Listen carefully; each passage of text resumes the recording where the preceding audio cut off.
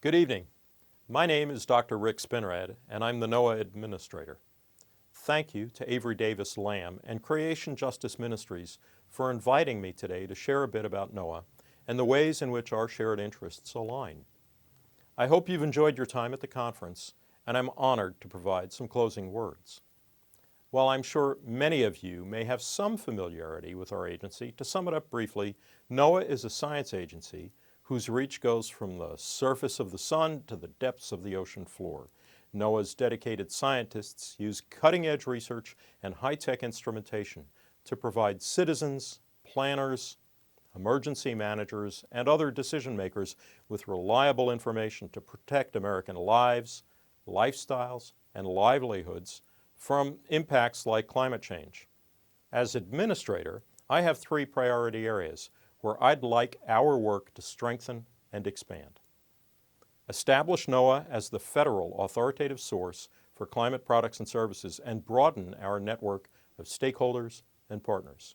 For instance, I've met with everyone from the American Medical Association to the National Realtors Association, the Retail Industry Association, and beyond to talk about how NOAA's climate data can help those groups plan for what's ahead.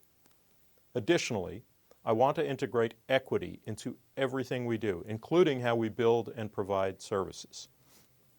And finally, my goal is to advance economic development without sacrificing environmental stewardship, with particular focus on advancing the new blue economy. The overlapping goals and interests between a federal science and data agency and the faith community may not be abundantly apparent, but to me, there's a clear connective goal: the future. Many of the doctrines of faith look toward the future and emphasize how actions taken or not taken today can affect the prospects of tomorrow and beyond. When we pray, we generally do so out of concern for things yet to be. Likewise, at NOAA, our mission of science, service, and stewardship is carried out with the future in mind. Predictions, projections, and forecasts help us understand how our planet is changing, so that our nation has the needed data to build resilience in response to emerging threats.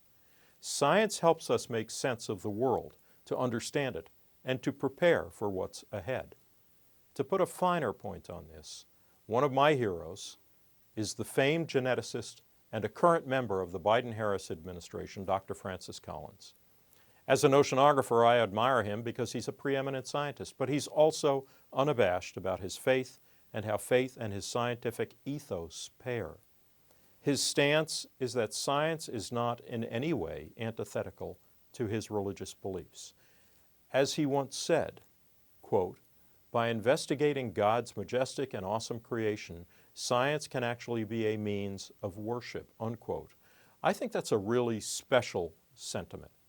But I also want to touch on what the science is telling us. NOAA's recent sea level rise technical report stated that U.S. coastlines could see a foot of sea level rise in the next 30 years. The average time between billion-dollar disasters has dropped from 82 days in the 1980s to just 18 days on average in the past several years.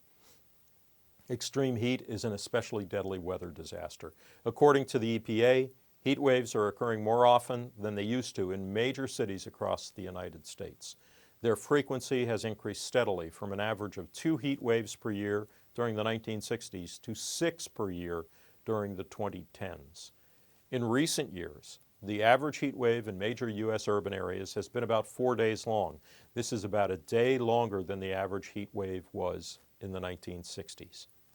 The growing threat of extreme heat is a good example of how the faith community is already working to build climate resiliency. Houses of worship have been serving as cooling centers, providing a safe refuge for community members without access to air conditioning. I imagine that filling these sorts of needs in communities as climate threats intensify will become an ever-increasing role for many of your parishes. I'd like to know, how can NOAA support these efforts? How can our climate tools and services help leaders like you have the information you need to continue protecting your parishes and broader communities?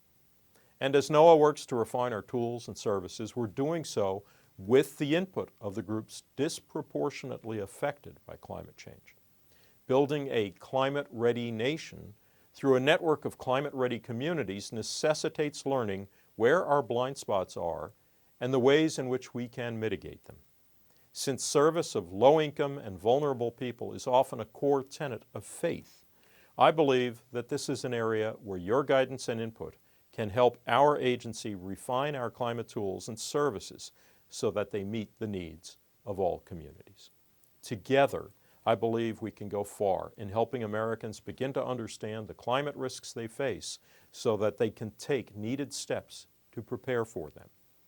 Americans have historically trusted scientists and faith leaders for guidance and information. We must cherish this trust as we work to ready our nation for life on a warming planet. As such, I hope that today is a step forward in a long and fruitful relationship between NOAA and the faith community on issues of climate change and preparedness. And in fact, we have some initiatives already underway. At the Department of Commerce more broadly, Secretary Raimondo has relaunched the Office of FaithBased and Neighborhood Partnerships. The relaunch of the office is meant to foster impactful partnerships between businesses and faith-based community organizations that promote equity, job creation, and economic growth. At NOAA, our faith outreach has a specific climate and conservation focus, where I believe there are some next steps for engagement. For example, NOAA is exploring how we could partner with Creation Justice Ministries and other faith-based organizations to potentially host climate and equity roundtables, with a focus on how houses of worship could be critical to supporting climate resilience in the communities that they serve. We've also had multiple discussions with the faith community about their perspectives on NOAA's implementation of the Biden-Harris administration's America the Beautiful initiative, including how the initiative's conservation and restoration goals seek to address the threats of climate change, disappearance of nature, and inequitable access to the outdoors. Through my staff, I hope that we can continue to incorporate the expertise and feedback of this group into our ongoing efforts, because engagement with the faith community hasn't historically been something that is part of our organizational construct at NOAA. But going forward, our goal as an agency is to build these partnerships and channels of communication into our DNA. Let's continue holding these dialogues so that we can establish your needs and what progress looks like. I look forward to hearing from you and having my staff plan next steps. Thank you.